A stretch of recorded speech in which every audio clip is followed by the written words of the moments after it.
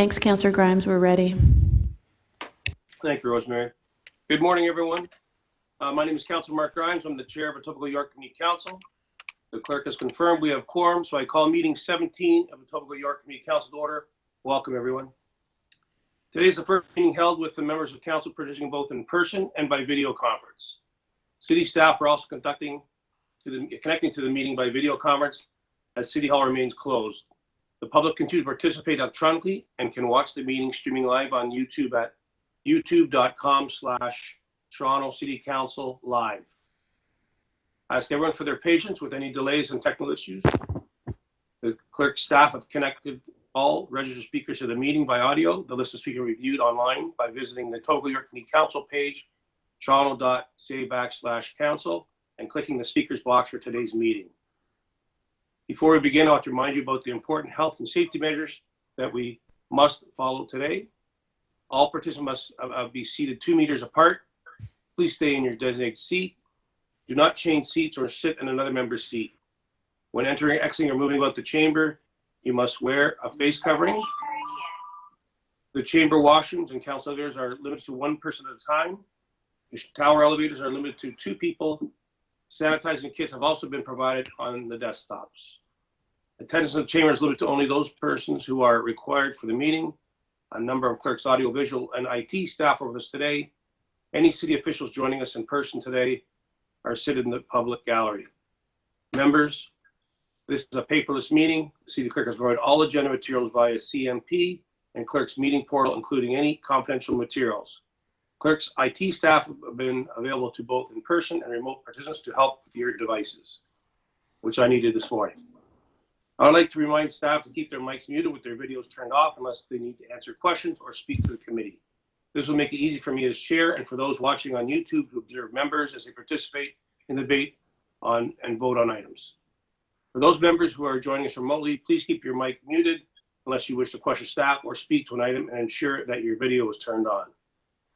As part of each agenda item, I'll ask members to raise their hands or unmute their mic if they wish to question staff or speak. I will then create a speakers list and will call members when it's their turn to speak. When voting on an item or a motion, I ask that members ensure they turn on their video, if applicable, and raise their hand to indicate the vote. To ensure I can see members, I will ask you to keep your hands raised until I read the members in the room as well as the remote members. Members, I want to remind you, whether you are participating in the meeting in person or remotely, you must still submit and approve your motions by email. The clerk staff will not be printing motions for your review. If you need to confer with clerk staff in the room, you must stay 2 meters apart at all times. Staff are available at etcc@toronto.ca to help with motions. If there are any visiting members of council attending the meeting today, I would encourage you to turn on your video so I know that you are present and I can give you the opportunity to ask questions or staff to speak. This will also assist the clerk staff to record attendance for the meeting. Are there any declarations of interest under the Municipal Conflict of Interest Act? If you do have an interest, please raise your hand and unmute your mic and indicate the item number and the nature of the interest. Seeing none, may I have a motion to confirm the minutes from our last meeting, July 14th, 2020? Moved by Councillor Michael Ford. All in favor? Opposed? That is carried. Are there any petitions at this time? Seeing none, we can now go through the items.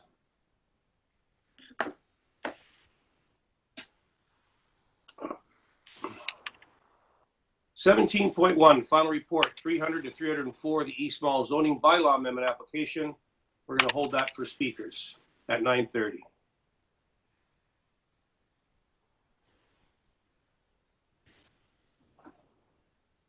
(17.2) Final report 158th Street zoning bylaw amendment application.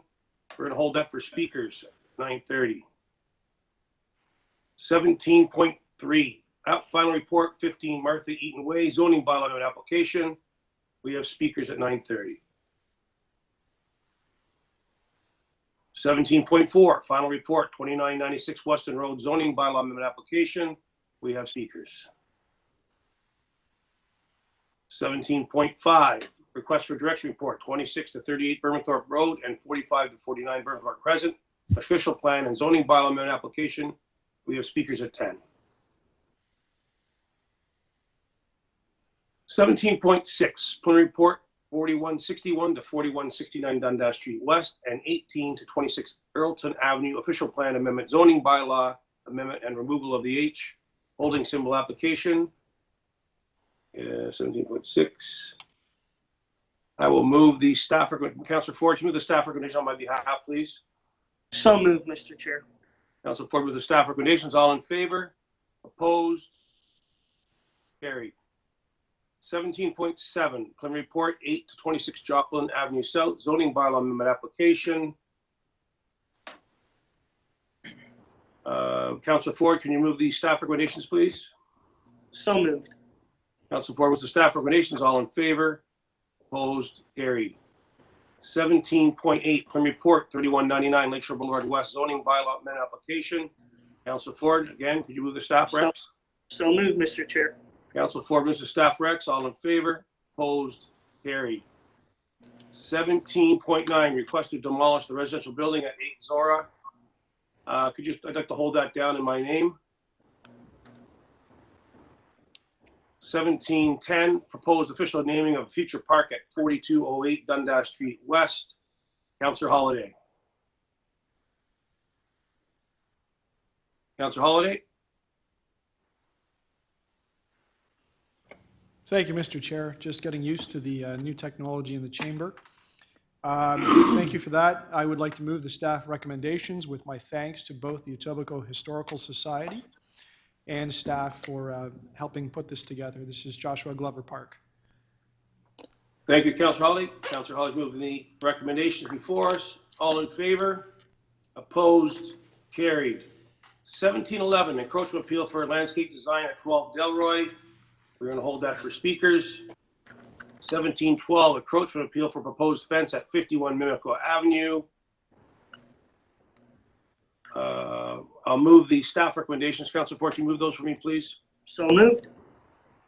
Councillor Ford with staff recs. All in favor? Opposed? Carried. Rosemary, you good?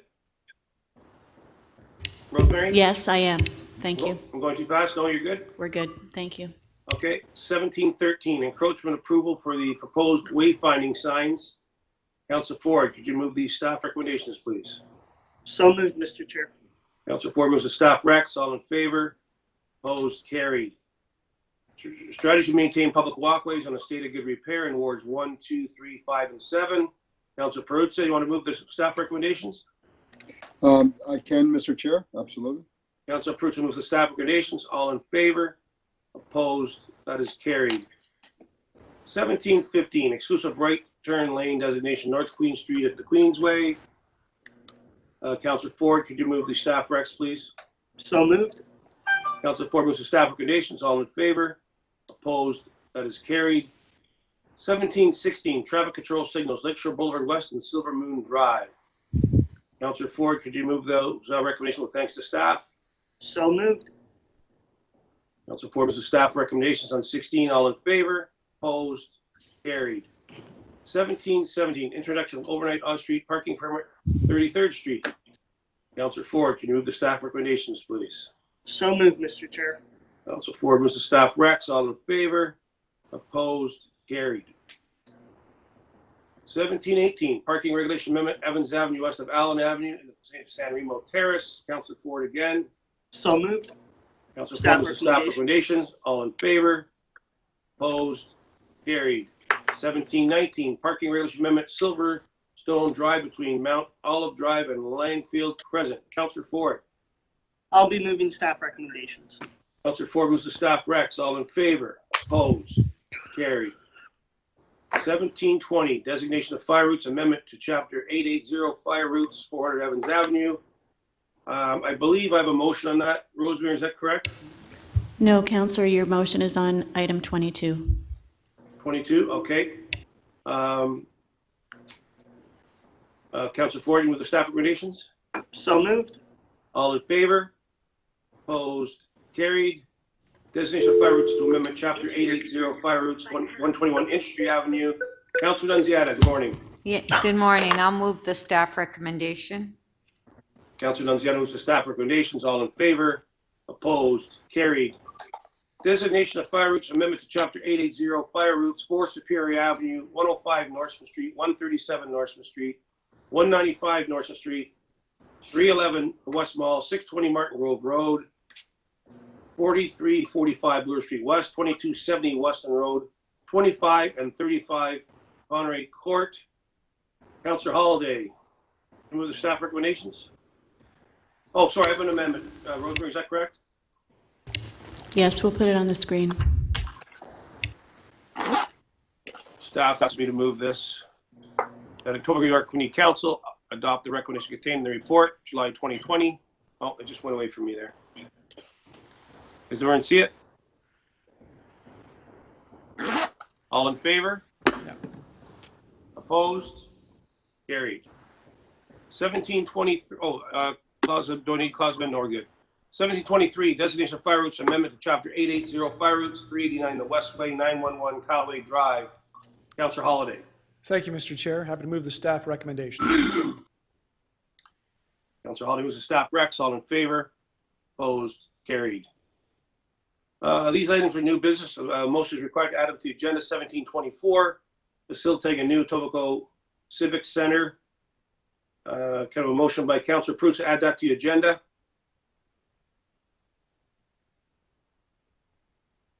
Mr. Chairman? Councillor Pruse moves the motion. All in favor? Opposed? That is carried. Okay, that's it. Okay, so we'll go to item number 1. Final report, 300 to 304, the East Mall zoning bylaw amendment application. We have speakers. We have our first speaker, Tom Jankos from Kingset Capital. Mr. Jankos, are you with us this morning?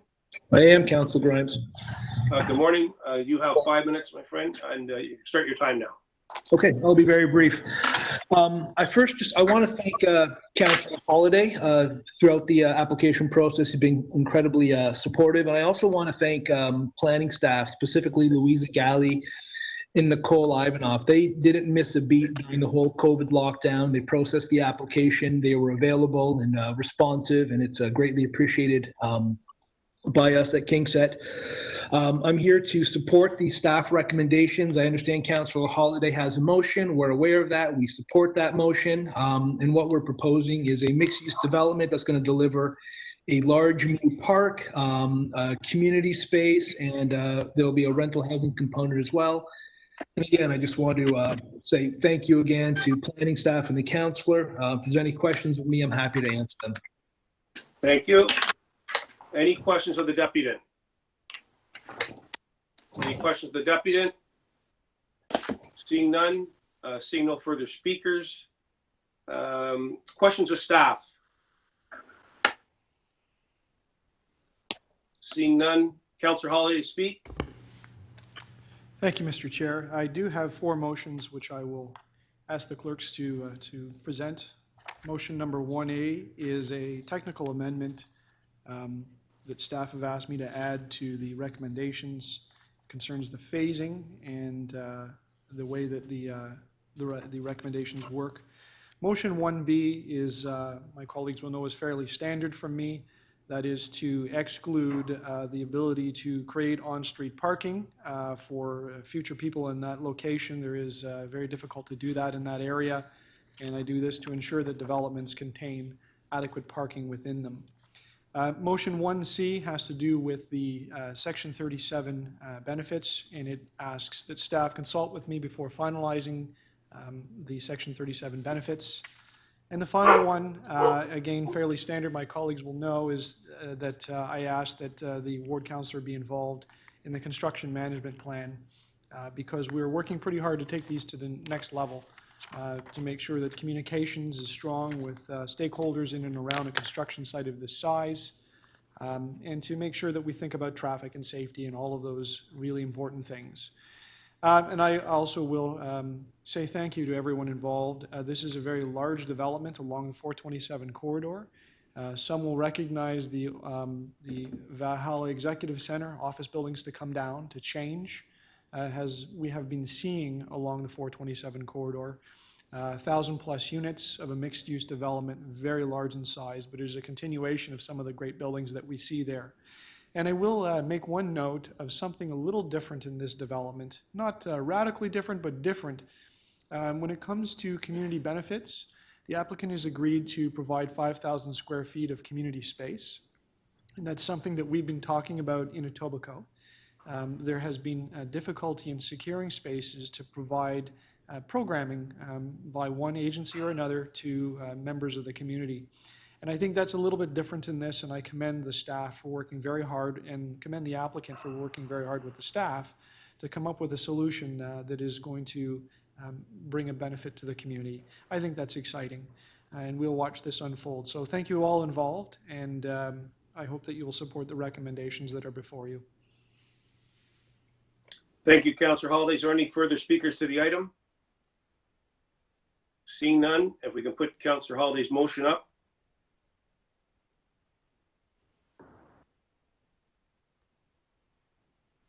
The motion is on the screen. All in favor? Opposed? That carries. Clause amended. All in favor? Councillor Grimes, sorry. Councillor Grimes? Yeah. Councillor Holiday Yes. has 4 motions. Oh, 4. I'm sorry. So that was the first motion. Your second motion on the second motion?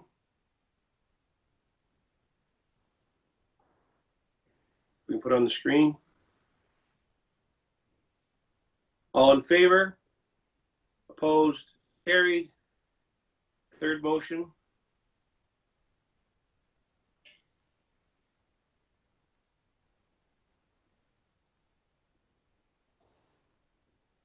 All in favor?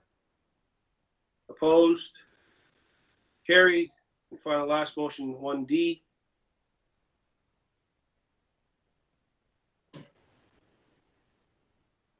All in favor? Opposed? Carried. Clauses amended. All in favor? Opposed? Carried. Moving right along, 17.2, final report, 158th Street zoning bylaw amendment application. We have speakers. We have Adam Layton from Evans Planning. Mr. Layton, are you with us this morning? Good morning, Councillor. Thank you for the opportunity to speak. Good morning and welcome. I'll start your time. You have 5 minutes. Thank you. Thank you. I will keep this very brief. We've reviewed the report from staff. We agree with the recommendations. We feel this is a great project. And I do have a presentation in the event that council has any questions, but aside from that, we have no further comments. Great, thank you. Any questions of the deputant? I just have one. Mr. Layton, I know it's in the report here, but I just like to, it's a very important issue for the ward. I think we have a very reasonable application here, but down to 5C, we have the cenotaph, the new Toronto cenotaph that is currently at the Legion now. We're going to be relocating at the Colonel Sampson Park, and that's going to be at your expense, correct? That is correct. We are paying for the move to the park. Okay, and how is that going? Where is that in the process right now? We've undertaken an inspection of the foundation of the cenotaph. It appears to be in good shape. The plan would be to move the cenotaph with the existing foundations and reuse that. Currently, we have scheduled it for the beginning of October. We are working with staff to ensure that all the permits and locates are in place. And I believe there's a meeting with staff and yourself this afternoon to go over some of the specifics to fine tune and confirm certain matters. And we are happy to step in and participate if necessary. And we're hoping to have that for this Remembrance Day in November, correct? That is correct.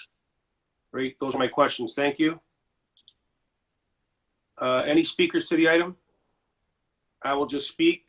This is an application on 8th Street, the old Legion in New Toronto, been there forever. They've amalgamated up into Judge and the other Legion up just north of the Queensway, which is great to see. But we have a very reasonable, I think, application coming in here, which I'm supporting. I moved the staff recommendations, by the way.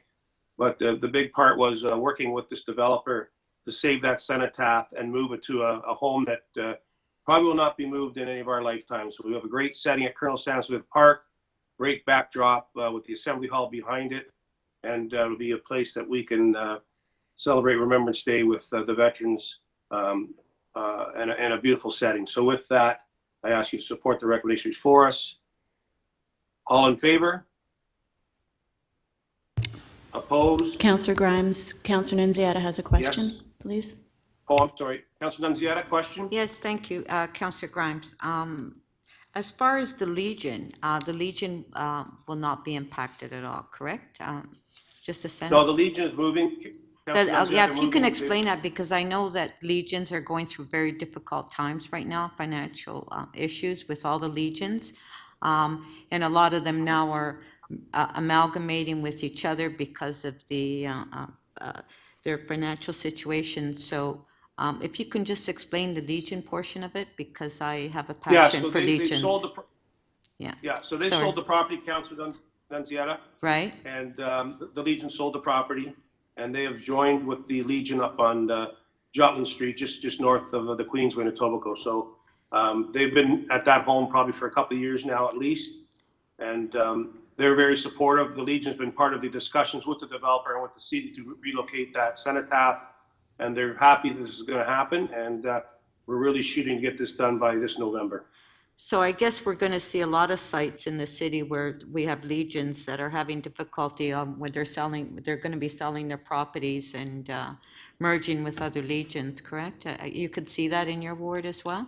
Well, I do see that. There's another Legion maybe up for, it's been talked about down at Branch 3 down in Long Branch. So it's sad to see that, but it's great to see them amalgamating and trying to stay strong as they can.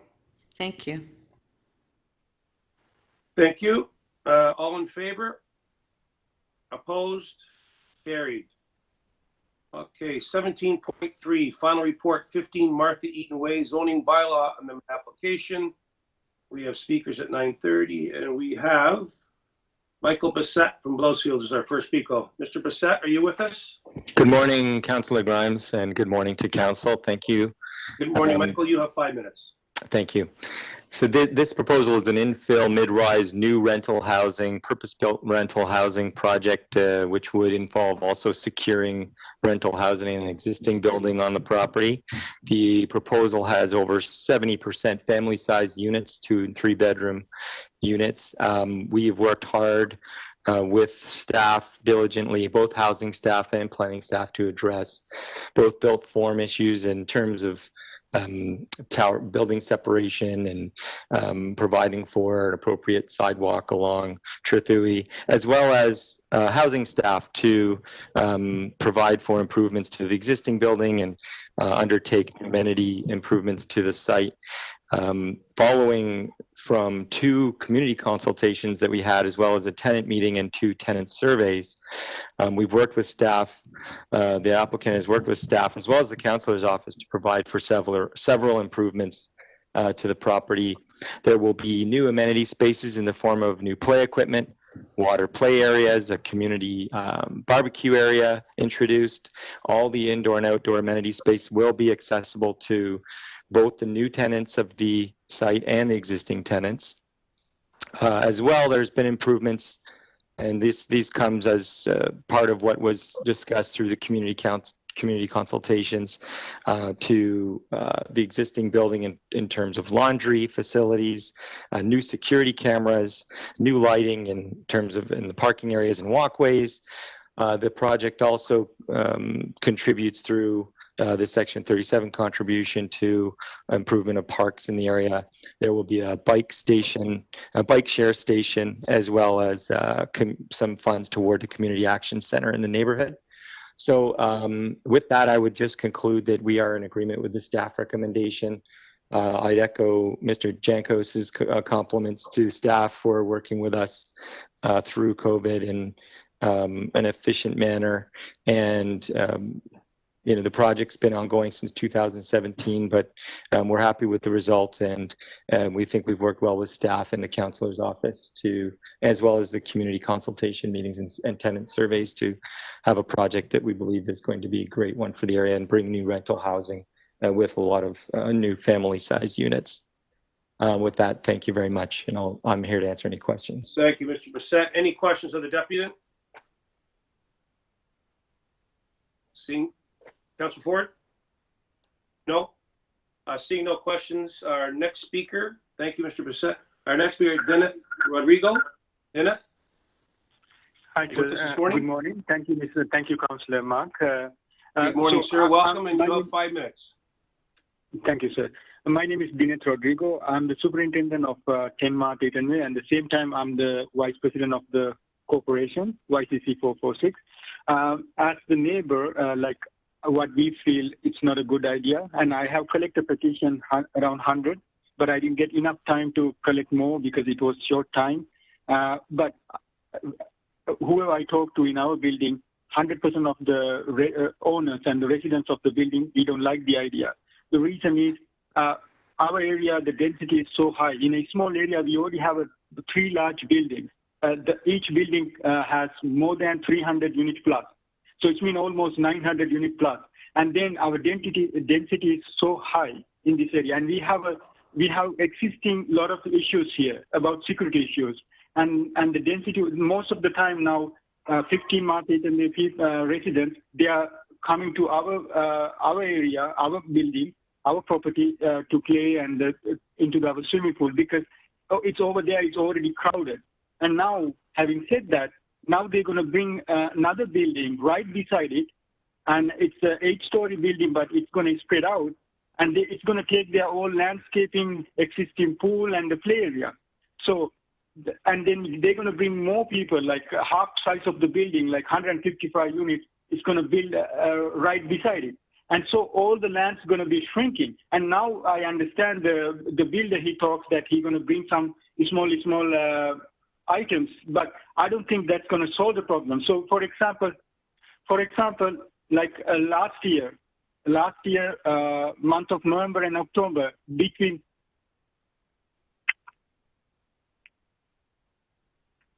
so can you hear me?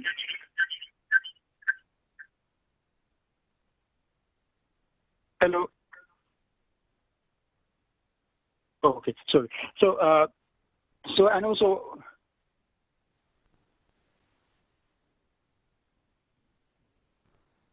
Rosemary, we're losing him.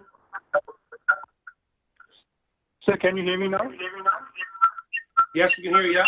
Okay. Yeah. So then, what happened? Like last year, month of November and October, between 8 weeks time, we had 6 shootings in this area. Like, and one was right beside the 12th Division Police Station. So we have existing security issues in this area because we have a lot of drug issues, shooting issues. So. And as the one and only condo, and we are surrounded by the metro housing right beside, and then the 25 market and with some kind of a subsidies housing there, and then we have a rental building right beside. So we are surrounded by, and then our property value of our condo it's not rising. It's staying low. It's another fact because of the area had a very bad reputation. So we are not addressing that issue, and now. We already have high density, having so small land and 3 huge buildings, 3 high rise. And now we're going to bring another building and more people. And I think as neighbors, it's not fair for us, especially as a condo owner. And it's going to bring our property value so down. And there are existing issues like the bad reputation of the area, like the drug issues, like the shooting issues, like the security wise. And it hasn't addressed. And our density is still high. And if we could approach this in a different way, like if you're building condos or townhousing, that could be a different approach because you're going to balance the area, the residence-wise, you're going to balance it. Like you will have renters and owners, condo owners or townhouse, but you're bringing a lot of renters to this area. We're going to have big issues because it's going to create existing issues. That's what I feel. Like even I got a petition of 100 around, and I submit yesterday to the councillor. So so I could collect more if you want because I didn't have enough time. But our whole building, like 100% of 10 market, and it's about 300, and we have 314 units. So we have 314 units in our building. So all the residents and the owners didn't like the idea. So, and I think it's not a good approach and passing the new bylaw to increase the density of this area. I think it's not a good idea. So you guys could approach it in a different way. And we have a lot of existing problems, and even for 15 Martha Eaton Way, people, the residents itself, that who they are living there, and it's not good even for them, because I even heard from them, they don't like the idea too. So Please that's wrap what I up. have to I'm say. sorry, you're over your 5 minutes. Thank you. Thank you. Questions of the deputant? Seeing none, thank you very much. And there's no further speakers, so questions of staff. Yes, if I, Mr. Chairman, if I can have the planning staff comment on the application. Okay. Cresswell, you there?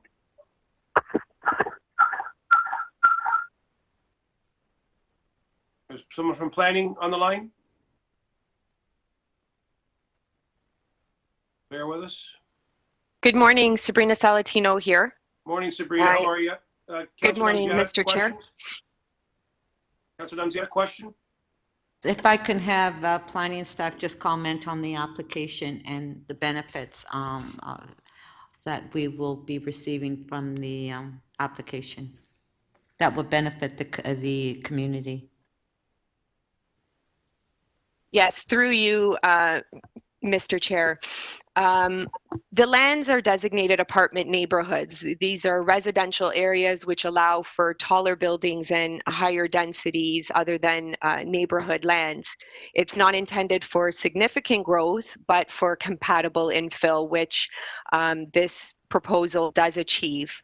It is a 6 and 7 story building stepping up to 11 stories. The applicant is providing an immense amount of outdoor and indoor amenity space for the existing tenants as well as the new tenants. It is 115 new rental units, as well as we are securing the Section 37 contribution of $350,000. To go towards improvements to North Park bicycle share stations, as well as a commercial teaching kitchen at 1652 Keel Street. Our housing policy staff have been working with the applicant obviously to secure the existing rental units as well as the new, and obviously to have improvements to the existing building to deal with any security issues. So I believe that this is a very modest infill development. It is compatible with what is existing in the context of the area, and I do not have any concerns. Thank you. Councilor Nunziata, any further questions? No, that's it for my questions. Any further questions of planning? Councillor Holiday has a question. Thank you, Mr. Chair. Councilor Holiday? And thank you to Sabrina. I just wanted to expand on that, some of the questions from my colleague. We hear this often at Community Council. A new infill building is proposed, and then kind of like at the last minute, somebody comes with a petition and says, I don't want the building there, but maybe the problem is the rules were set in place way, way back at other points in time and at other levels of government. And I wonder, Sabrina, could you comment a bit more about some of the provincial policy frameworks and what our official plan says about infill development on Tower in the Park sites like this, which create the ground rules for property owners to come in with these applications, and then we go through all of the details and fine tune them. But could you add a bit of comment to that? Because I want to just understand a bit more that, we've already laid the rules out at the high level, and it would be very hard for council then not to follow its own rules or the rules of the province.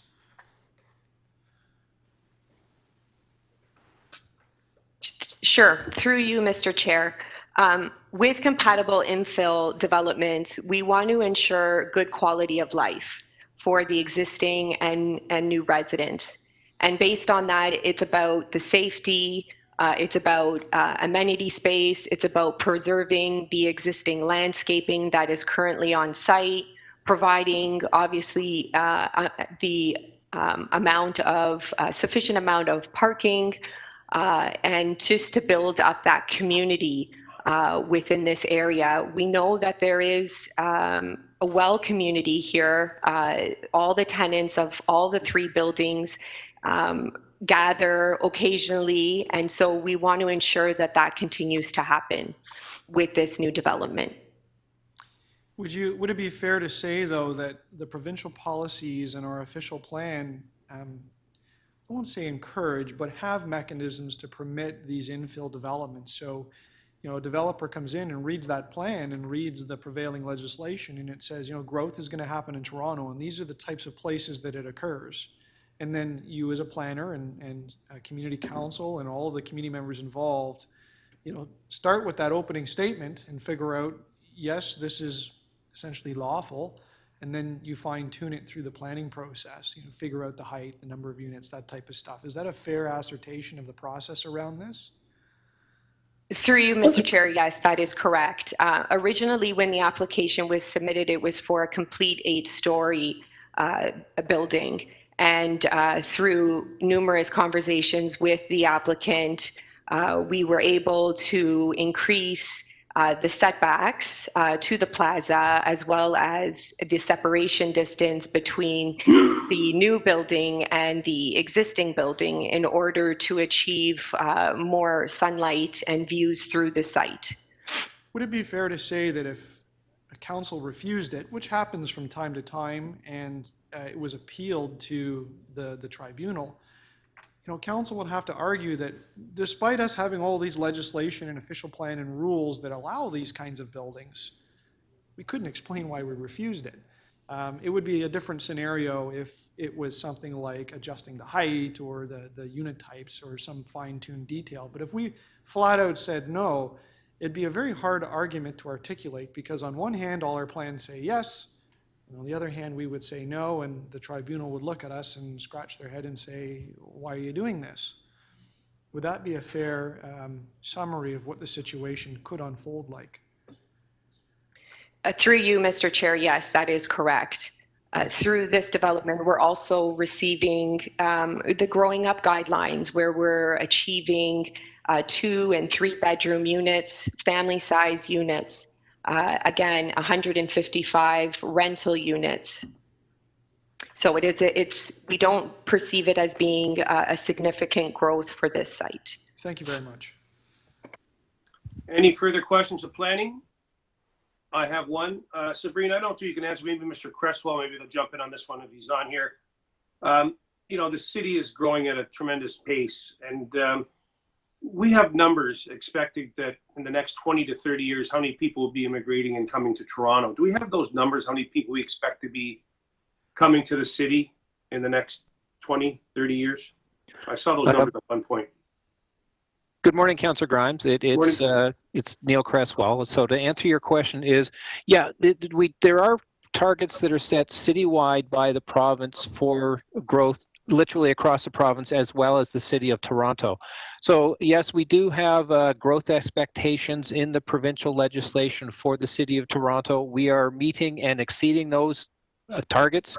I don't have them specifically in front of me. I know that we could get that information for you fairly quickly from our research team if you'd like to see those numbers. But I think the bottom line is, yes, the city of Toronto is receiving a lot of growth within the province, and we are exceeding our growth targets in the provincial legislation. The one shading to it with regards to this application is you have to remember that this is an apartment neighborhoods, and as Sabrina had explained, apartment neighborhoods aren't a growth designation, but within that planning regime, where appropriate, we can fit in buildings like this, which, as Sabrina has described, is modest in scale and provides for 155 rental dwelling units.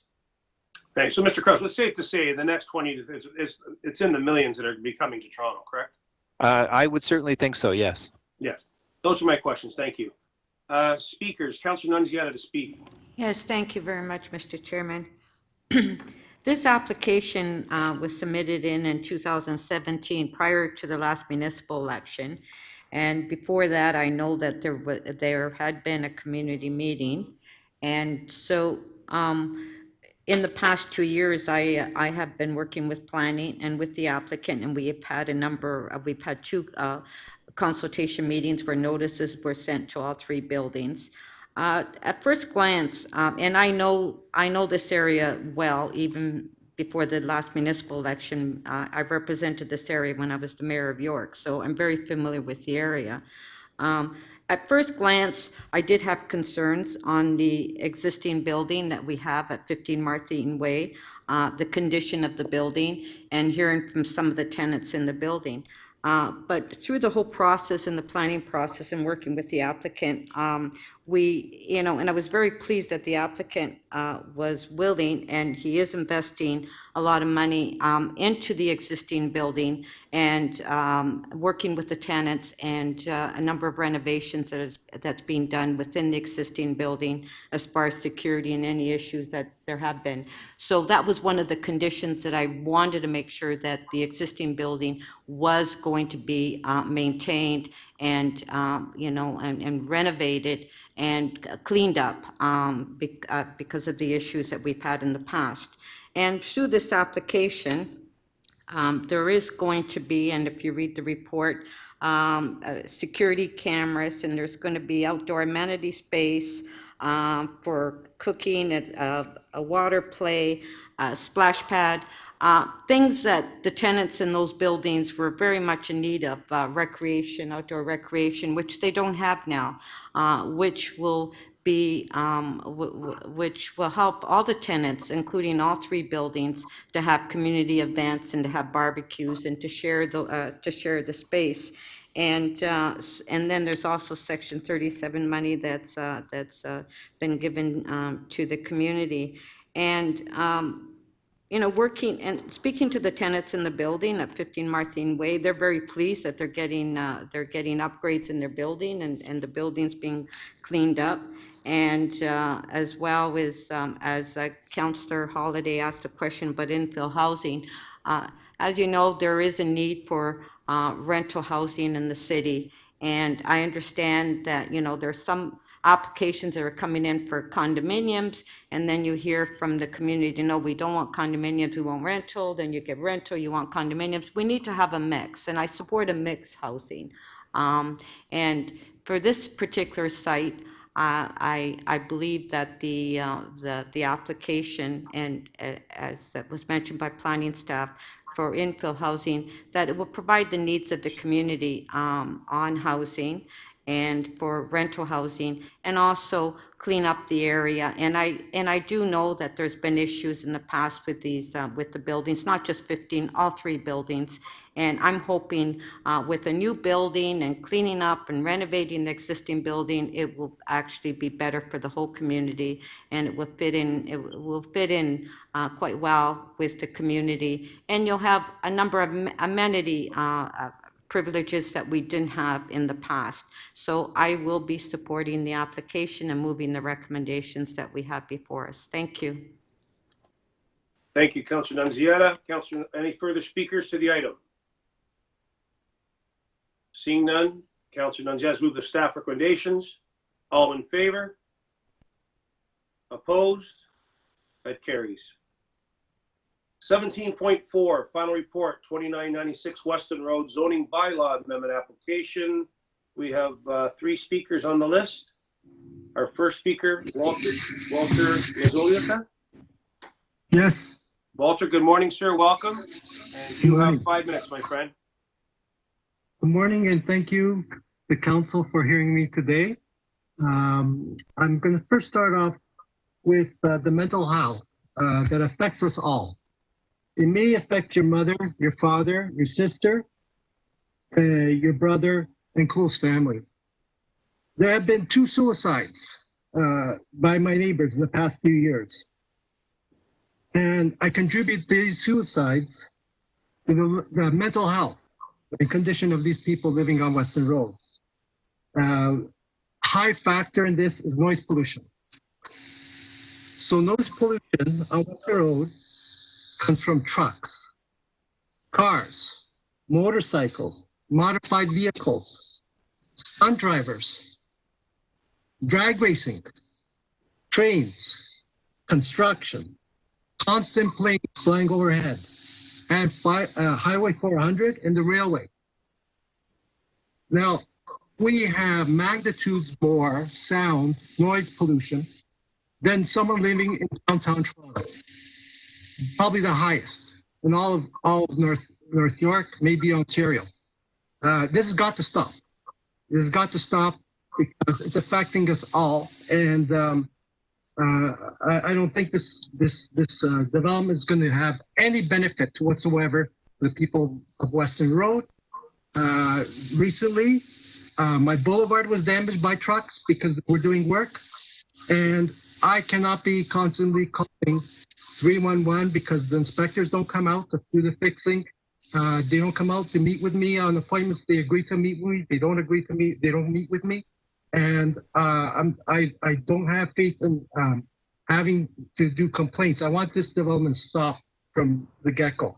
So the other thing I also add is that the TRC, I requested to see the report, and it told me it was private and confidential. Now, I have great concern with that because there's a required setback of 10 meters, and looking at the plan, they're infringing on the 10 meters. I don't know if they approved the report. I sent an email, didn't get a response yet.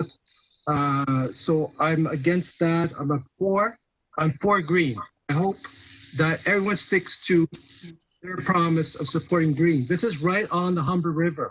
The existing development that slipped by us has water run off into the Humber River untreated. So you'll have your motor oil leaking from your car. It'll end up in the Humber River, which now stinks. It stinks so bad. I like to do a daily walk there, but sometimes it really stinks. So I contribute that to pollution. And I also want to look at some of these reports here saying that for the traffic.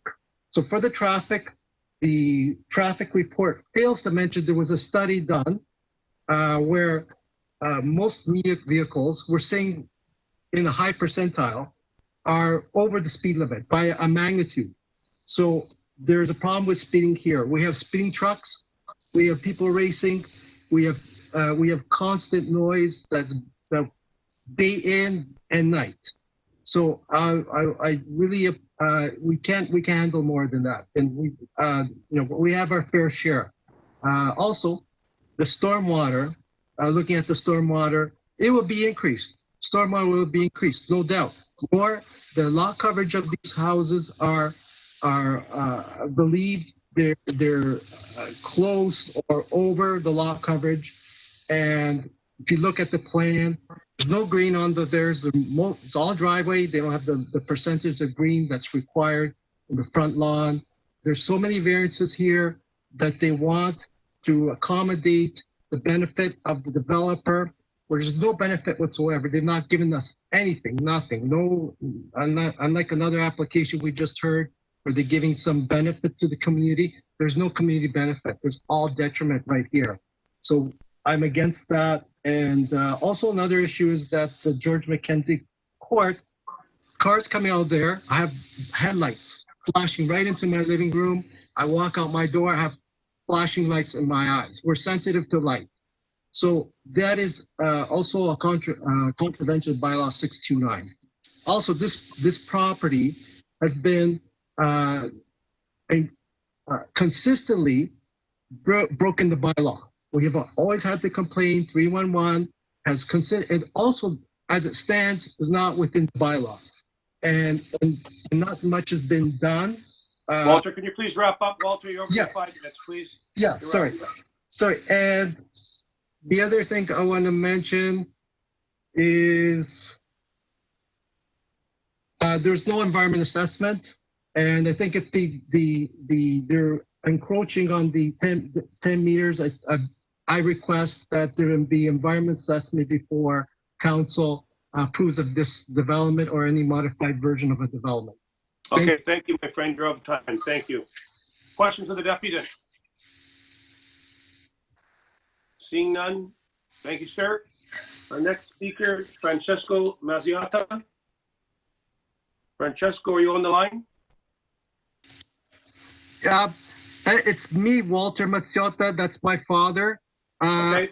No, I don't know if I can get the 5 minutes to No, finish. no, I'm sorry you can't. Is your father, is he going to speak? He's in hospital. He's sick. Okay. I hope the best wishes to your father. Thank you. Okay, thank you. Our next speaker is Sabrina Sagato from Weston Consulting.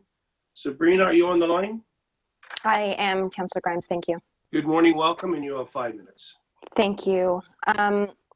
I'll keep our presentation brief and try to address Mr. Mazziotta's concerns with our application. I'd like to first start with the changes to the application that have been made since its 2018 submission. Most notably, the revisions to the site plan itself. So the application was originally submitted under a 6-lot configuration, further reduced to a 5-lot configuration, which is what is before council today. The reductions and amendments to the application also included reduction in height to the units, a concern that we heard from the public, as well as safety along Weston Road. So the 2 lots now located with Weston Road frontage now have partial hammerheads to accommodate turnaround so that vehicles exiting those lots can exit their homes front on, and they're not backing up onto Weston Road. This also resulted in a slight decrease in the required front yard landscape, which we are requesting an amendment to in order to accommodate that partial hammerhead for safety purposes. In terms of the overall application, it has been reviewed from the perspective of a natural heritage, stormwater management, traffic design. Reports were in fact submitted and were reviewed by the appropriate staff, including the Conservation Authority. There is a slight encroachment of 10 square meters into a natural heritage, but additional compensation of 59 square meters is provided so that there is a net benefit to the natural heritage system. As well, a full 10-meter buffer is provided from the staked top of slope that was confirmed and approved by TRCA. So we've been in continued consultation with both city staff and the Conservation Authority to ensure that they are satisfied with the proposed application, that the development results in a net benefit to the natural heritage feature and to the overall configuration of the lots as well. In terms of stormwater, this has been evaluated, confirmed that we will meet city requirements in that respect, as well as traffic reports submitted. And again, the modifications to the 2 lots on Weston Road have been made through our revised submission to accommodate some of the safety issues that were discussed with us at the 2 community meetings that we did host with Councillor Prusa and his office as well, in which some of these concerns were made apparent to us. So I believe that provides a bit more context and background on the application. But through you, Mr. Chair, happy to answer any questions of both the council or of the public. Thank you. Great, thank you, Mr. Gatto. Any questions of the deputant? No questions of the deputant? Okay, thank you. Seeing no further speakers, questions of staff. Mr. Chairman, I have a. Councilor Prusa, questions of staff. I do. And Mr. Chairman, there's a vibrating screen that you're coming across in a yeah. Oh man, okay. Hard on the eyes, that one. And what? The screen was vibrating, and I was just sorry. Where were you last night? So, so Mr. Chairman, I just want to follow up on some of Mr. Mazziotta's concerns. And first of all, I'd like to express my well wishes for his dad, Walter, and I hope he he's healthy soon. So Mr. Maciota mentioned a number of things. So he mentioned an environmental assessment. Is an environmental assessment required here? So one is not required. What was submitted, and maybe there's a little bit of confusion, was an archaeological assessment that was submitted, and staff came back and noted that there were no concerns with the property and no further investigation was required. Okay. In terms of stormwater, the new regs around stormwater require for the site to maintain all of its stormwater until a storm event ceases. Is that correct? Is that being applied here? Well, this is Louisa Galley from planning. I guess I can speak to it a little bit. There weren't any upgrades required in terms of stormwater management or servicing. There's capacity in the area, and nothing additional was required. So they are meeting the city's requirements for all servicing and stormwater management. Okay. He mentioned lights. I didn't understand that. Is there like lots of lights coming into the neighborhood? Is there big lights in the area or something? Not that I'm aware of. And there's nothing additional proposed as part of this application in terms of lighting that would not be normally associated with a detached home. Okay. In terms of community benefits, he talked about how the other development had to provide some community amenities. When are community benefits? When do they kick in? What type of development requires them?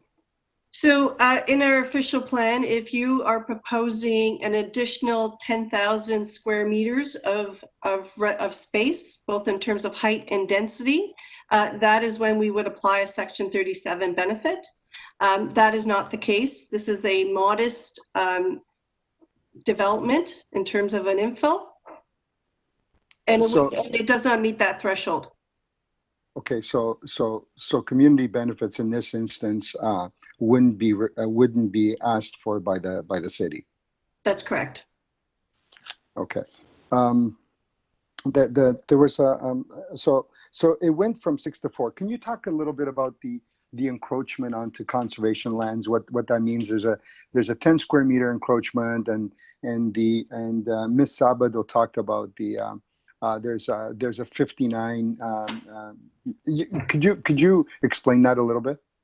Sure. So the property backs onto the Humber River Valley system. It is subject to the TRCA regulated area, and it also falls within the city's ravine bylaw. The policies in the official plan say when you have development on a ravine, you need to be 10 meters away from what we call the stable top of bank or tabletop of slope. They are providing that 10-meter setback.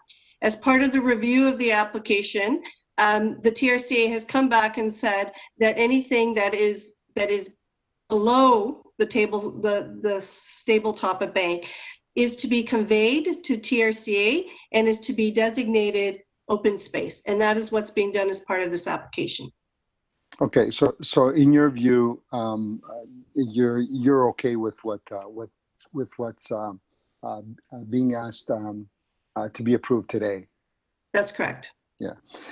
Can you just describe briefly, and I understand it, Mr. Maciota, and I've encountered this in neighborhoods a number of times as it relates to development. So you basically have a site there now, and he's complained that it's not being well maintained. He said he's complained to 311. I would imagine he's complained about the standards of the way the property is being maintained. In terms of entertaining this type of development, what would be the city's obligation in this regard? So this is a very large property, one of the largest in the area. It's 45 meters by about 86 meters. What is being proposed are 5 lots with 5 houses on them. Both those lots and homes would be more compatible with what exists in the area than the current lot right now. The city's OP recognizes that where you have a lot in a neighborhood that's on an arterial road, we can consider a more intense form of development as long as it is compatible with the existing area in terms of both lotting pattern, building type, and configuration. And this proposal does all those things. So basically under the rules, my last question, Mr. Chairman, because Last question, Councilor Perruzza. just in fairness to Mr. Mazziota as well, right? He perhaps didn't get some of these questions answered throughout the process, and I just would like for him to get this information now.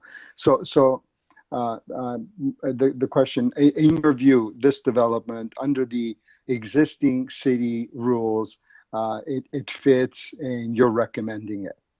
That's correct. We're supportive of the application. It's consistent with other development that's happened in the area, including on George Mackenzie Court. And we have no issues with what's being proposed. Now, going from the Councilor Perruzza, that was your last question. You have 6.5 minutes. Thank you. Any further questions of planning? Yeah, I have a question.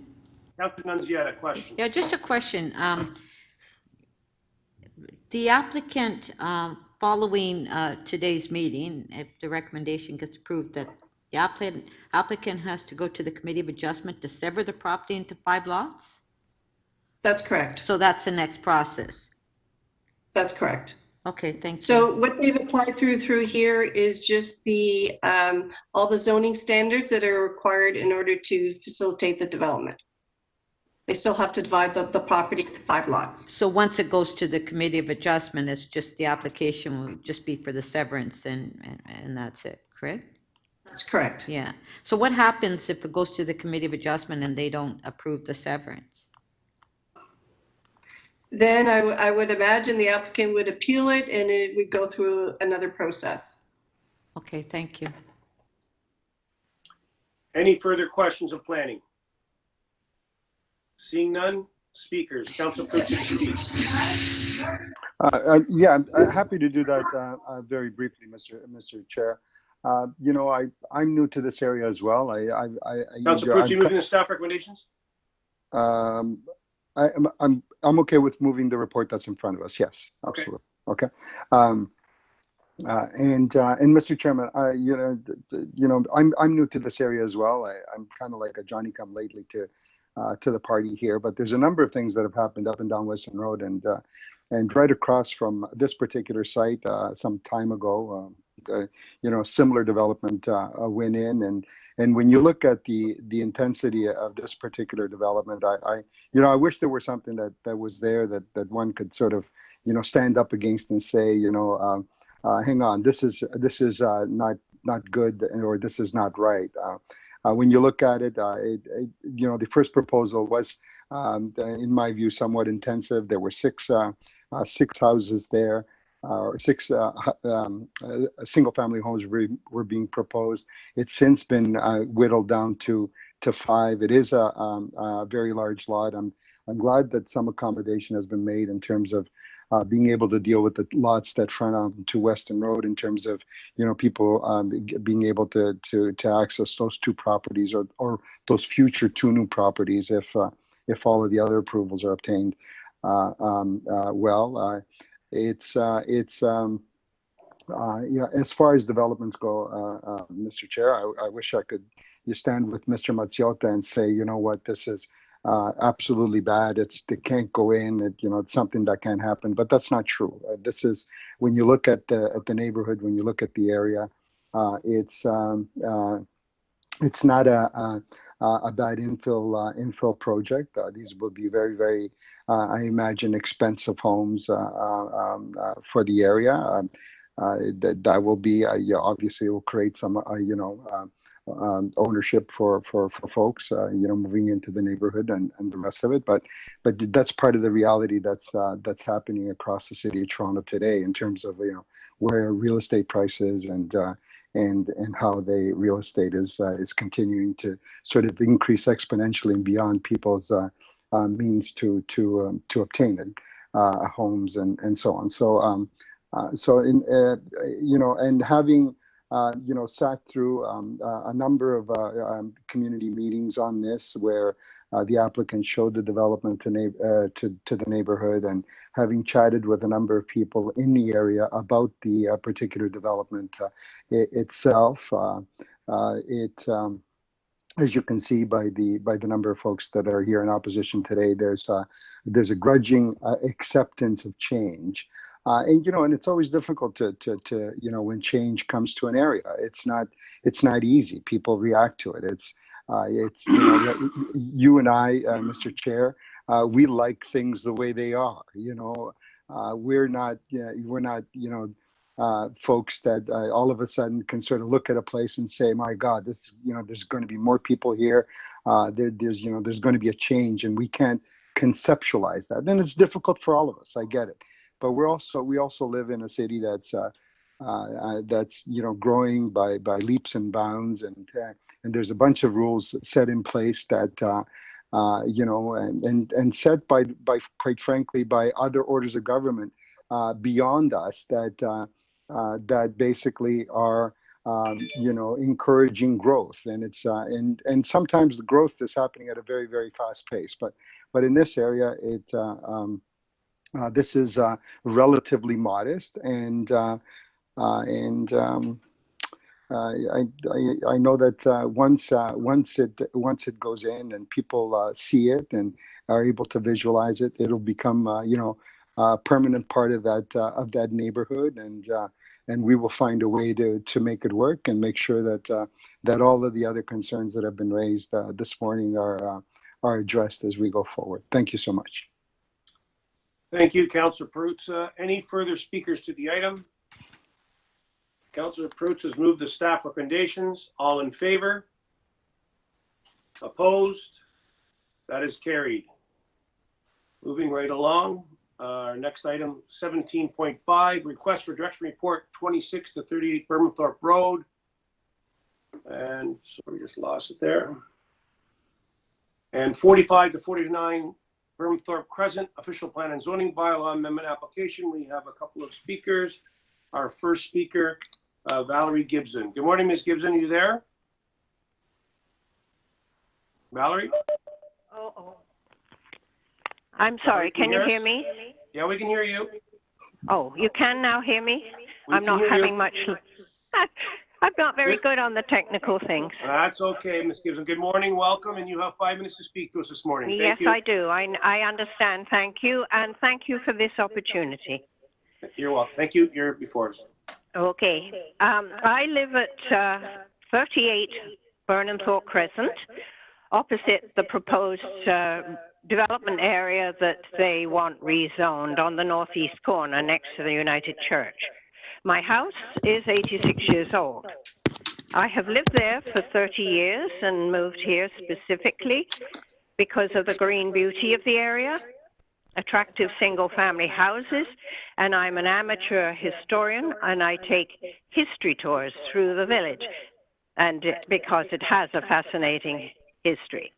And that's very popular as a tourist attraction.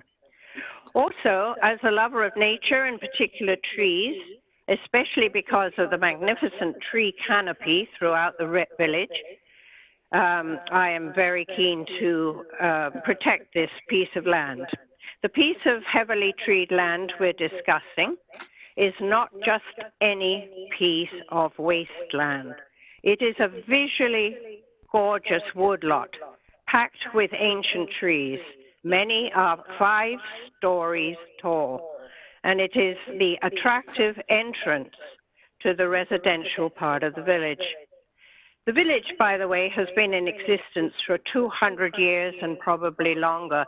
This particular piece of land has been lived on, according to historical record, for at least 120 years, and the original farmhouse and its barn are still there.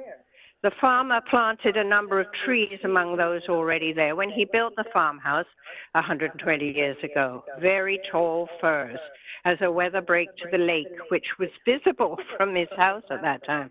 The plot of land is designated neighborhood, as is the rest of the residential part of the village. This is not the first time residents have had to fight to save a piece of our village. This piece of land is less than 50 yards from the Islington burial ground, the oldest, maybe smallest cemetery in Toronto. It is treasured by the villagers.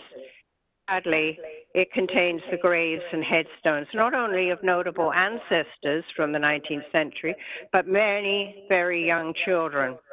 The villagers were horrified about development, and it was saved by the Reverend Stuart East, the minister at Islington United Church. The cemetery was closed in 1860 and is preserved today. The plot of land now under threat has 9 1 to 1.5 story homes on the perimeter. They all have large wooded yards at the rear.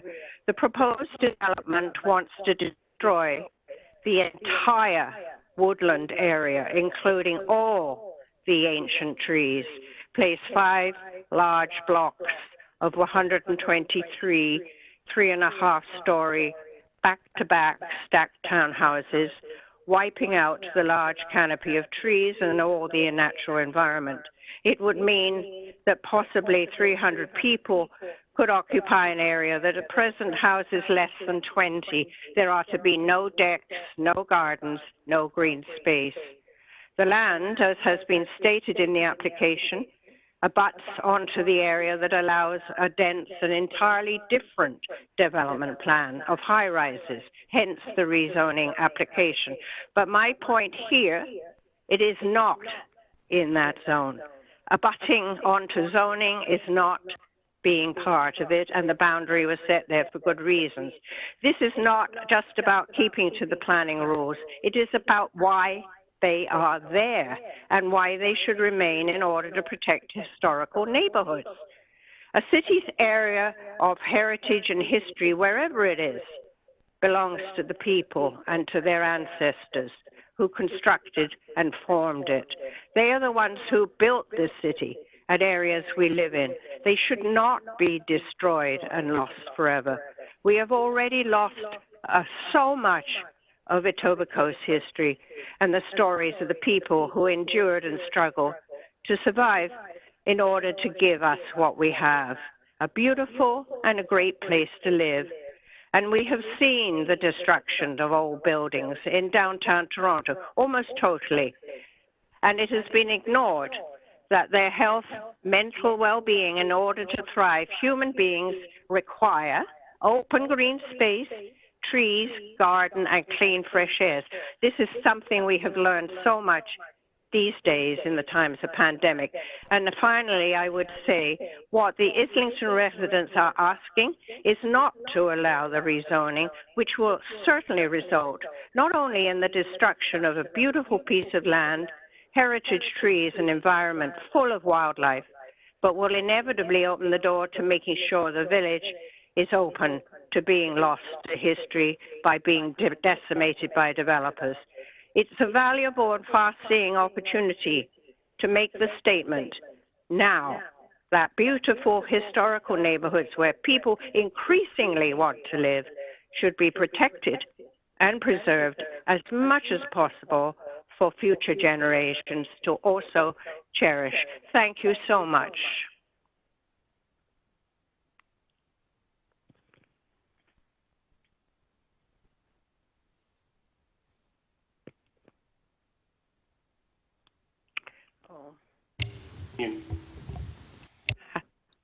Oh, Ms. Gibson? Yes, sorry, I'm back on again. I Yes. apologize. I know you attended the public meetings. How did you think the feel of the community was with these meetings and with this application? I'm sorry, I didn't quite catch that. In your opinion, I know you attended the public meetings on this application. How do you think the community feels about this application, in your opinion? Well, my impression from everything we've been through in the community meetings, public meetings, and so on is the staff are against this application for rezoning. I'm not talking about the staff. I'm talking about, I know you attended the meetings, about your neighbors. How did they feel with this application? Oh, they are totally against it. I believe they've sent in over 140 letters of rejection And we have had public meetings full of people, over 200 people, and I believe you were at one of them, Councillor Grimes. Yes. That people are totally against it, the whole Okay. village, All right. entire village. Thank you, Ms. Gibson. Thanks for coming on this morning. We appreciate you. Thank you very much. Thank you very much Thank for you. your time. May I question? Okay, our next speaker is Mark. Mr. Chair, may I Crimmer. question? Sorry, Councillor Holiday? Yep, may I question the speaker, please? Oh, she might be gone. Ms. Gibbs, you still there? Yes, I am. Thank you. Councillor Holiday has a question for you. Deputy Mayor Hall has a question for you. Thank you, Ms. Gibson, for speaking to us with conviction. I appreciate your deputation, and I just wanted to know if you had planned to continue the fight, because before us is a report that recommends refusal, and if this goes over to the LPAT for a decision, over to the tribunal, it leaves our hands. And the staff have commented with, I think, in a way that reflects the community's sentiment that this doesn't match the Toronto's official plan. And I wanted to know, because of your artful discussion here with us today, if you would continue that fight right over to the tribunal.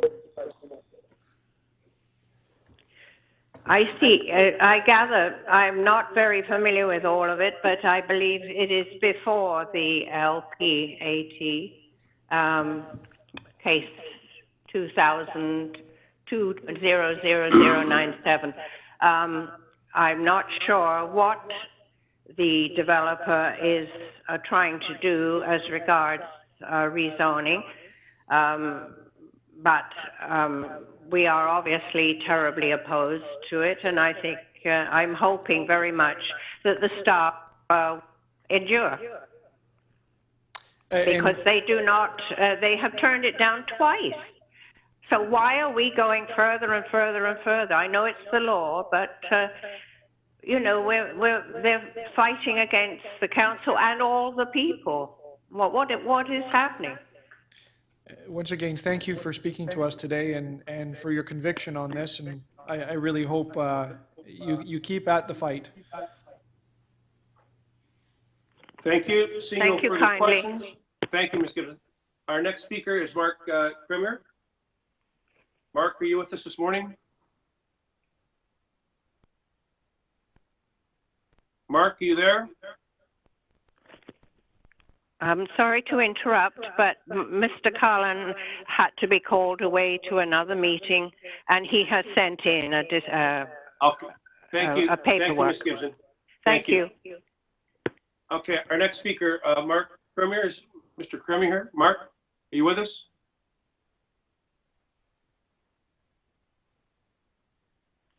Not on the line? Councillor Grimes, I believe he has to unmute his microphone. Okay, if you can hear us, could you please unmute?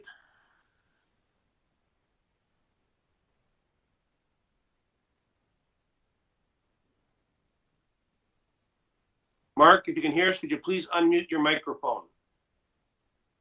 Can we do that for him?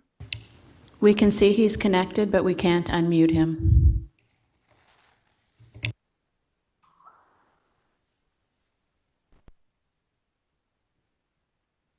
Do we have a phone number for him, Rosemary?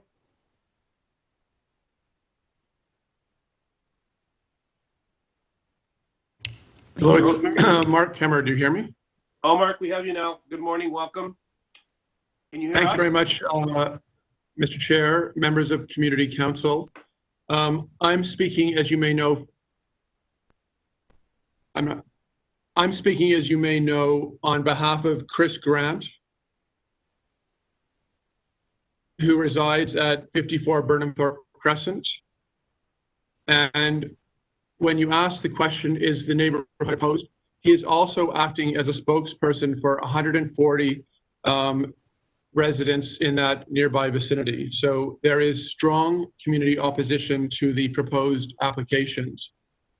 You have before you, Ms. Gibson set out very well the impact of the proposed development on the established nature of this community. Community Council had before it, of course, the August 20th, 2020 staff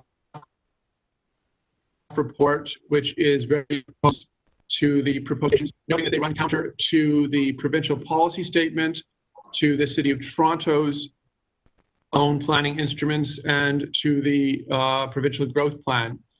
And Community Council and councillors will know, of course, that the city has fairly recently implemented new policies to further protect neighborhoods, to make sure that development within those neighborhoods is compatible. This proposed development will not be compatible. It will be grossly out of character with the neighborhood, bringing in a density which is not characteristic of the neighborhood, with associated adverse impacts, such as Ms. Gibson noted, the removal of a substantial tree canopy. So for the reasons that are set out in the staff report, my client and the people he speaks on behalf of, the residents, are very opposed to the application and are very supportive of the staff recommendation that City Council direct the city solicitor, along with appropriate city staff, to appear in opposition to the proposed applications.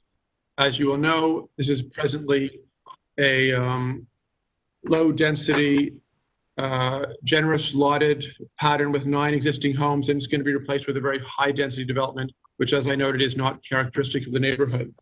So I'm here on behalf of my client and the people he is speaking on behalf of to request that Community Council adopt the staff recommendation that the applications not be supported and that the city appear at LPAT in complete opposition to those applications with the appropriate city staff.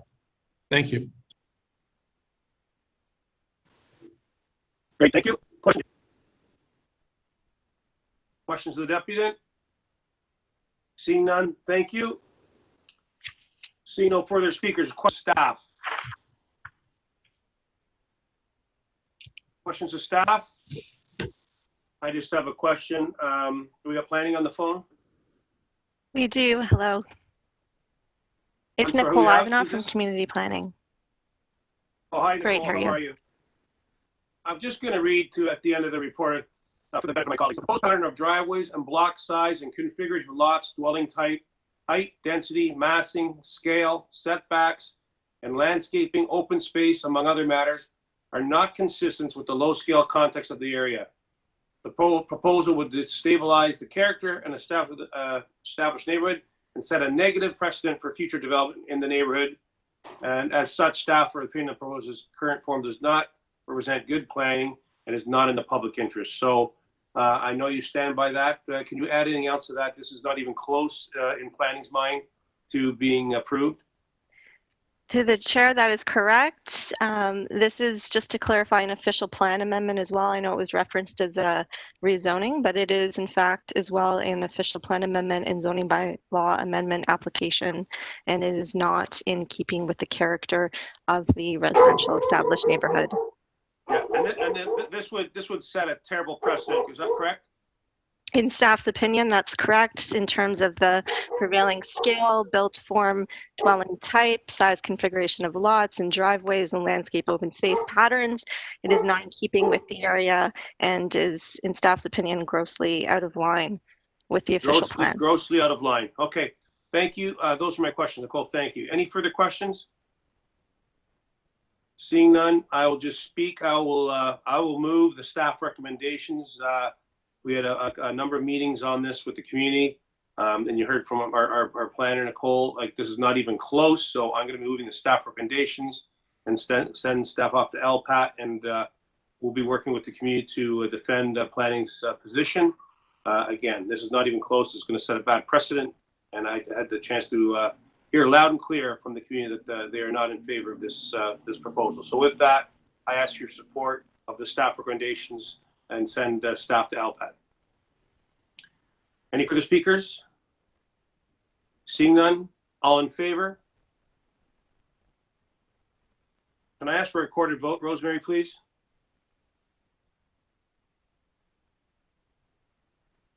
Rosemary? Yes. Councillor Grimes, how do you Can I ask vote? for a recorded vote, please? Yes, how do you vote? I vote in the negative. I'm sorry, I vote in favor of the staff recommendations. I'm in favor. Councillor Holliday, please. I vote in favor of the staff recommendations. Councillor Nunziata. In favor. Councillor Ford. In favor. And Councillor Perruzza? Oh, absent. That carries 4-0. Thank you. Okay, so it's for the record unanimous. Okay. All right, moving on to our next item. 1711. Encroachment appeal. Bear with me.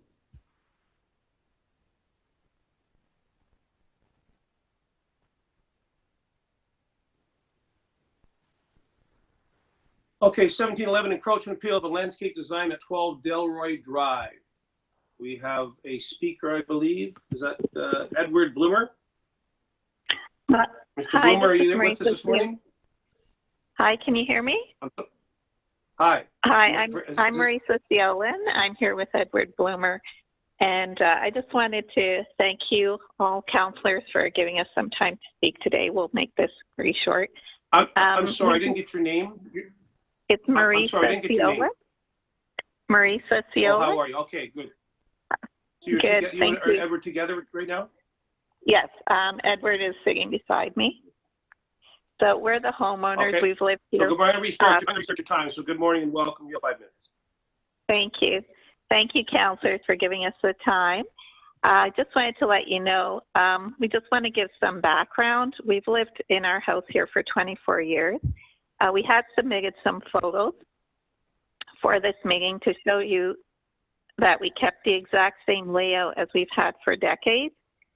We updated 3 years ago and we kept the same footprint, the same plans, and basically we updated the pebbles to pavers. The lilacs that surround our property are at least 50 years old, according to our neighbor who's lived next door to us for decades. We did replace a rose of Sharon tree, which was dying, and that was at the front of the property. And in its place, we put an eastern redbud tree, which is absolutely beautiful. It's much smaller, but it'll be growing. And as far as we know, all the neighbors we've talked to have loved what we've done. They say it looks beautiful, and so we'd like to be able to keep what we have. Thank you for your time.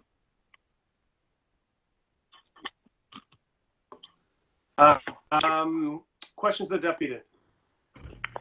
Mr. Chair, may I question the deputy, Okay, please? seeing none. Questions Mr. Chair? of staff? Mr. Chair? Question done. Councillor Holiday? Yep. If I Holiday? could, yes, thank you. Questions? May I just get some clarification? So this is 12 Delroy Avenue. May I just get some clarification from the speaker? I'm looking at the aerial photos on the computer right now, and the speaker said that they lived there for 30 years and that they didn't change anything, but I don't know. The aerial photo from 2015 shows a front lawn, and the aerial photo from 2018 shows a parking pad.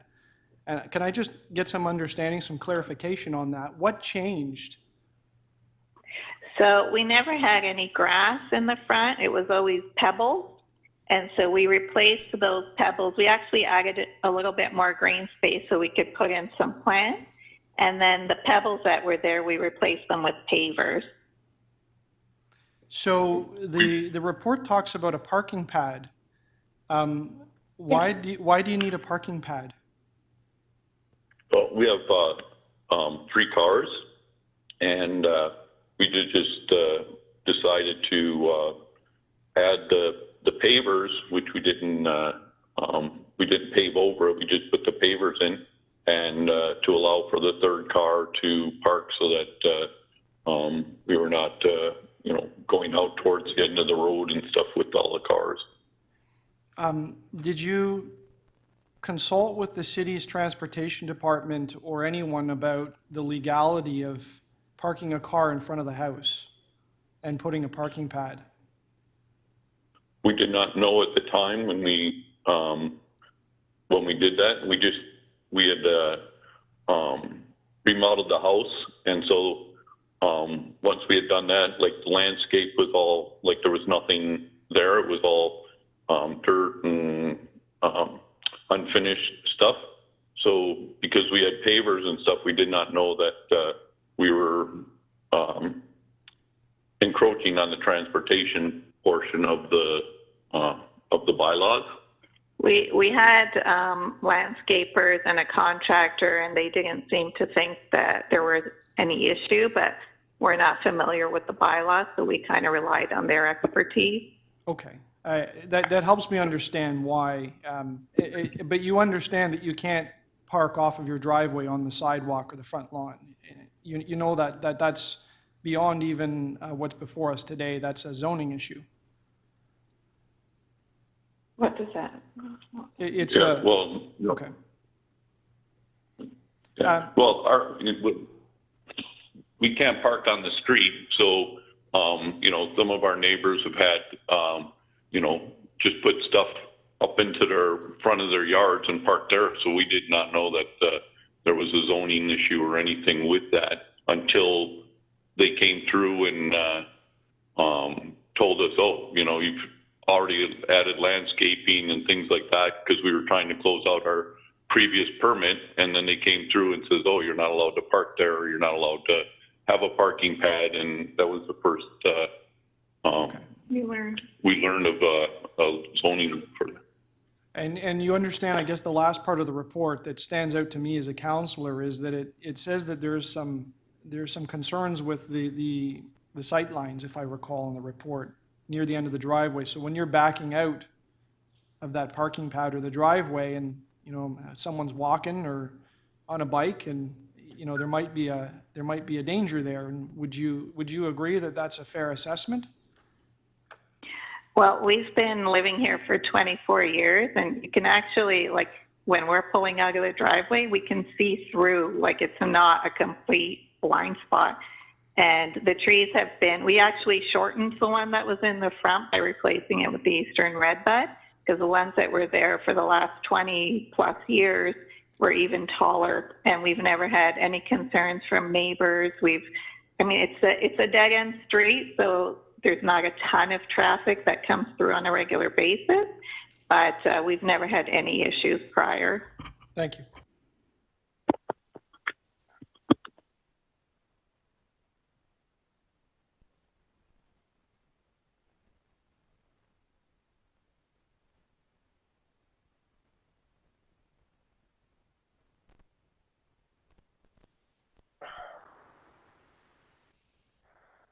Councillor Holiday, you're finished? Yes, Mr. Chair, thank you. Councillor Holiday.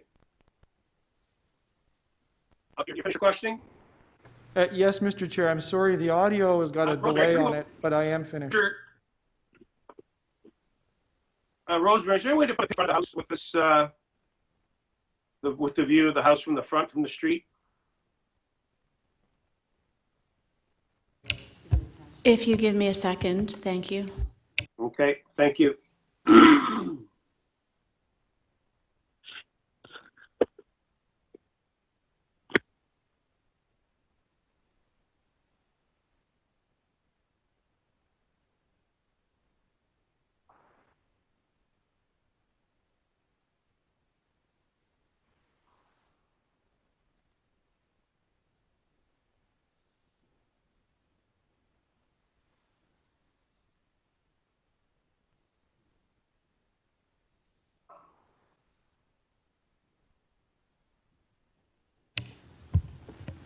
Counselor, the report only has the site plan. I don't have the street view. We don't have a picture of the front? Oh, no problem. Okay. Okay, so just to the deputants, I don't know which one's going to answer, but we've had a complaint on this. I know you've been working with my staff on this over the past few months. So we've had a complaint about the sightline issue. Are you aware of that?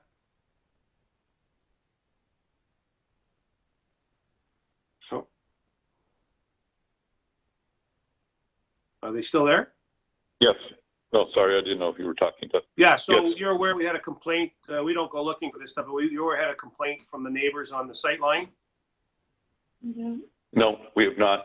The only complaint we had was we tried to, after we did the new build, I tried to retrieve my money from the transportation for the road damage, and that's where all this started. And then they came by and said that, you had no landscaping on your original plans. And so then we had to resubmit plans and go by And then that's when they decided to, they came by and did the inspection and stuff. So it was basically, we tried to originally get the transportation money back for the road damage, and that's what prompted all of this. Okay, thank you. Those are my questions. No further speakers. I'll go to questions of staff. I have questions of staff. Is staff on the line?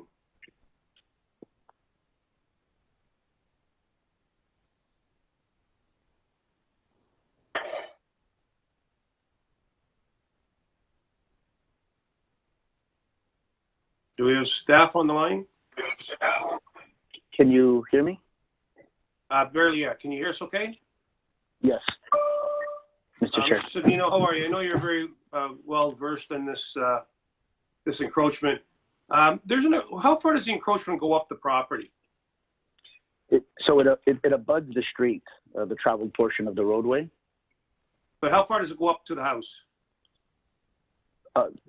It's the entire property. The entire Are you talking property? about the right-of-way? Yeah. The right-of-way is actually quite extensive. It goes almost up to the porch. Up to the front door? Yeah. Yes. So we have the property almost up to the front door? Yes, that's correct. It's extensive. I've never seen that before. How is that? I've never seen that before. Unfortunately, it's just the way this property is. I don't know if the concerns are that much. Regardless of that fact, I would say that according to the photos and the measurements, there still isn't a 3-meter setback, and that's one of the major concerns. Yeah. So I saw the picture. Unfortunately, we can't get it up on the screen here, but I guess I call them the rocks that come along the edge of the street. And then there's a huge foliage there that kind of does block the neighbor. I guess I'm looking at the house on the left-hand side. There's obviously sightline issues there, correct? Correct, yeah.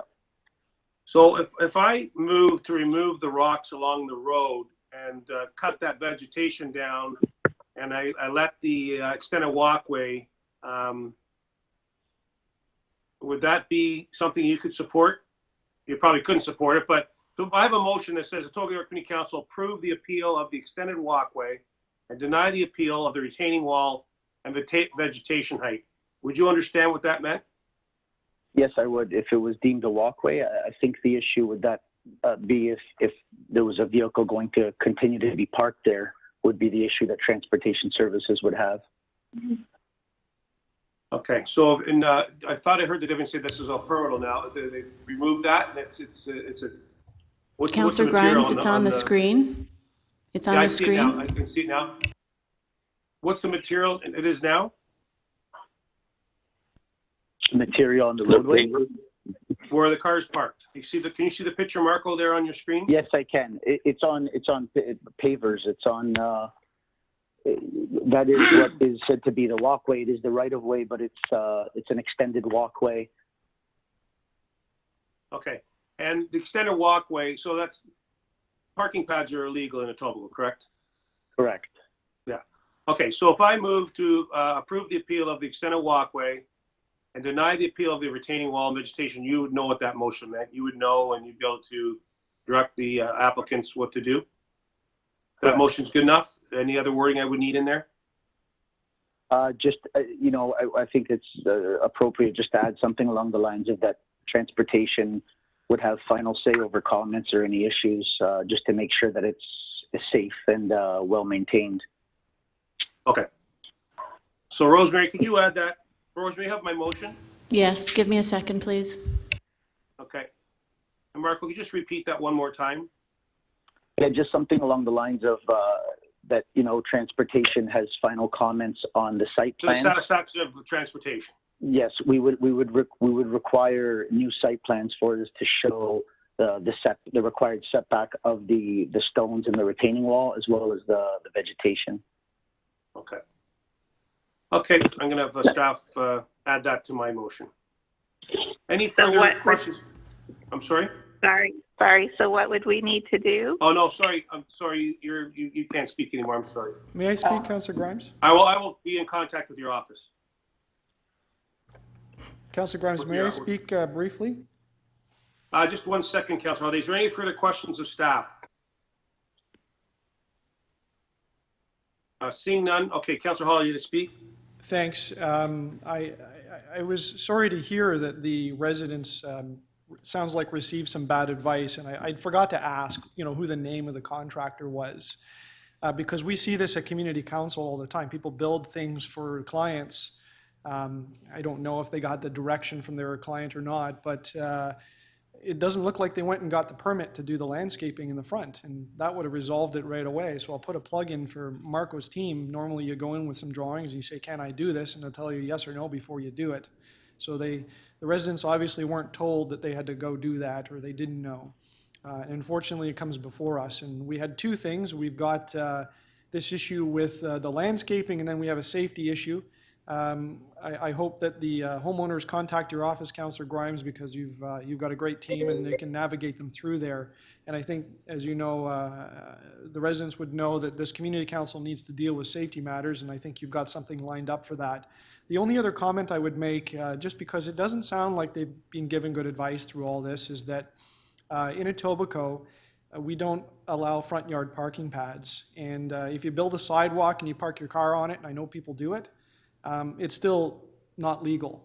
And you can't park in front of your house that way. And not even council can approve that. The homeowners would need to stop parking there and use the full length of their driveway, or they have to go to the Committee of Adjustment. And whether or not that sidewalk remains as it's configured, as soon as you park the car on that pad, it's no longer legally able to be parked there, and they would be subject to enforcement. And if the complaint came from a neighbor, you can bet that another complaint will continue to come for parking in the front yard. So we can't fix that today. And my advice to the residents, if they were still able to hear the audio on this call, is that they should tackle that problem and know that you can't fix that easily in Etobicoke. If you've got a single width driveway, it needs to be single wide all the way through, unless you've been given special permission through the Committee of Adjustment, and it's not easy to get. So perhaps be aware of that and know that not even the councillor or the council can fix that problem easily. Thank you, Mr. Chair. Thank you, Councillor Holiday. Rosemary, ready for my motion? Yes. You can put on the screen. So I'll just move the motion that's on the screen there. I just kind of read it off a couple times, but there's no argument that they've done a beautiful job on the front of the house, but it's kind of, I've never heard of the encroachment almost going up to the front of the house. So with that, I think there is a big safety if you look at that picture, and having those rocks right on the road's edge. So, if there's a snowfall, whatever, that would put people out into the road. I'm going to ask that to be removed. I'm going to work with the applicant and with staff. Like I said, I'm going to allow for the extended walkway, but they do have to remove that retaining wall off the road, and then work to get those that greenery down. So there's a sight lines there. It is a safety issue, and we have complaints. Staff are acting on complaints also. So with that, I hope that's going to be a good compromise.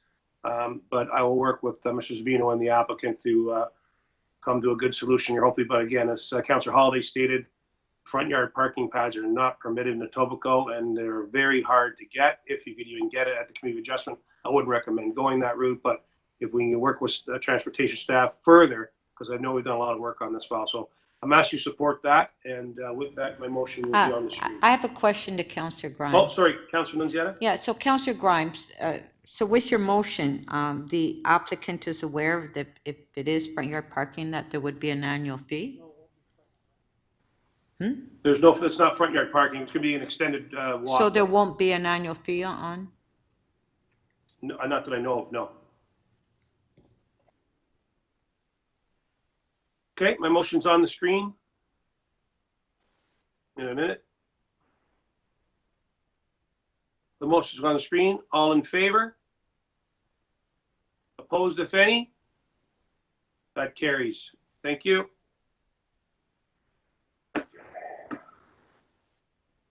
Our next item. Rosemary, can you help me here? I'm sorry, just... Counselor, it's item 9. Item number 9.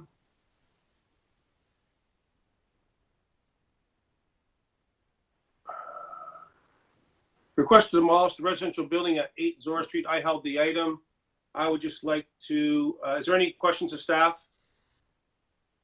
Seeing none, I'd just like to move number 3, approve the application to demolish the vacant residential building with the following conditions. A construction fence be erected in accordance with the provisions of the Municipal Chapter Code 6363. And then B, all debris and rubble be removed immediately after demolition. And B, C, sod be laid in the site that could be maintained free of garbage and weeds. And then 4, any holes in the property backfilled and clean fill. All in favor? Opposed? Carried. Counselor Grimes, Counselor Nunziata would like to reconsider item 17.3. Like to reopen? Yes, Mr. Chairman, there was a supplementary report that I forgot to move. So I'd like to reopen it and move the supplement. 17.3, all in favor? Opposed? Carried. And I'll move, the floor is yours. I'll move the supplementary report that was submitted in by planning. Okay, Councilors with the supplementary, all in favor? Opposed? Carried. Clause amended, all in favor? Opposed? Carried. And Counselor Grimes, the last item is item EY 17.24, your added item. Okay.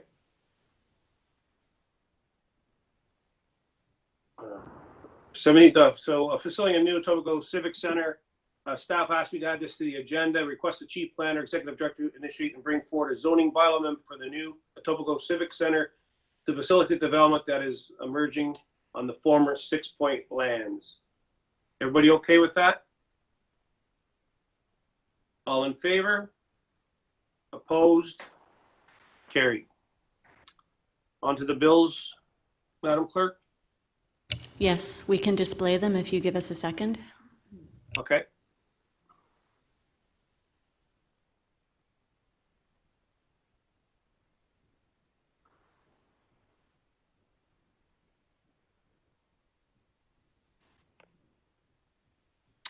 The Etobicoke York Community Council pass and declare as bylaws 661 to 671 prepared for the September 9th, 2020 meeting 17 of the Community Council. All in favor? Opposed? Carried.